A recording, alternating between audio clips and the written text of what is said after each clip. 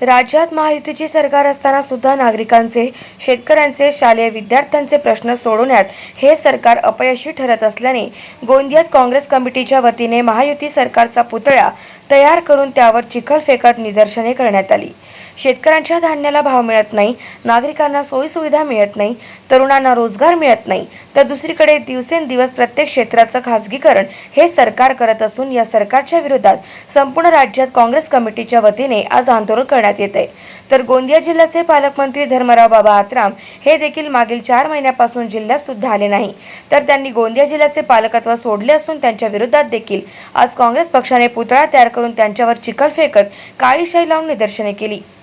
तर या आंदोलनात संपूर्ण गोंदिया जिल्ह्याच्या 8 तालुक्यातून शेकडो काँग्रेस कार्यकर्ते सहभागी झाले असून हा आंदोलन गोंदिया शहरातील प्रशासकीय इमारतीसमोर करण्यात आलं असून आपल्या मागण्यांचे निवेदन काँग्रेस कार्यकर्त्यांनी उपविभागीय अधिकाऱ्यांना दिले।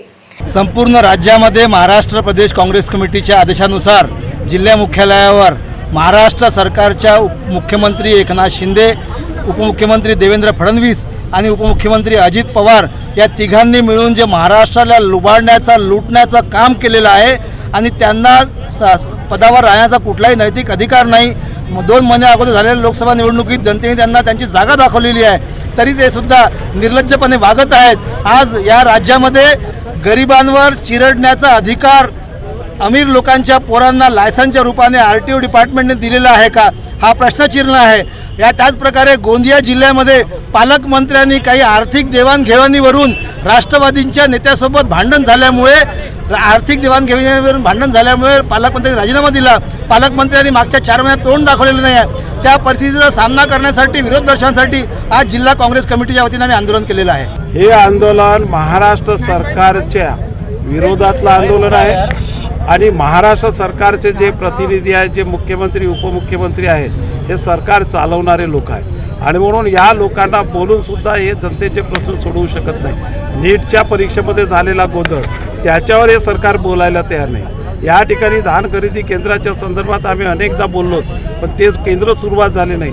शेतकऱ्यांनी धान हा 1700-1800 रुपयामध्ये विक्री केलेला आहे। आज एक क्विंटलवर 500 ते 400 रुपयापर्यंत शेतकऱ्याचे नुकसान झाले।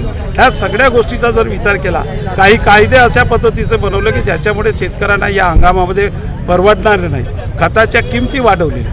ह्या सगळ्या गोष्टीच्या संदर्भामध्ये महाराष्ट्राचे मुख्यमंत्री एकनाथ शिंदे, उपमुख्यमंत्री देवेंद्र फडणवीस, अजित पवारांना वरच्या स्तरावर, पार्टीच्या स्तरावर निवेदन दिलं, बोलण्यात आलं, परंतु त्याच्यावर कुठल्याही प्रकारचं ते बोलण्यास तयार नाही आणि म्हणून शेवटी आता हतबल झालेले जनता आहे, लोक परेशान झालेले आहेत आणि म्हणून आता या सरकारवर, त्यांच्यावर चिखलफेक केल्याशिवाय हे आता पुढं लक्षात घेणार नाहीत, पुढं यांचं झोप उघडणार नाहीत आणि म्हणून आज हा जिल्हा काँग्रेस कमिटीच्या वतीनं या ठिकाणी चिखलफेक आंदोलन करण्याचं काम आम्ही या ठिकाणी केलं। गाव माझा न्यूज करिता राधाकिशन चुटे, गोंदिया।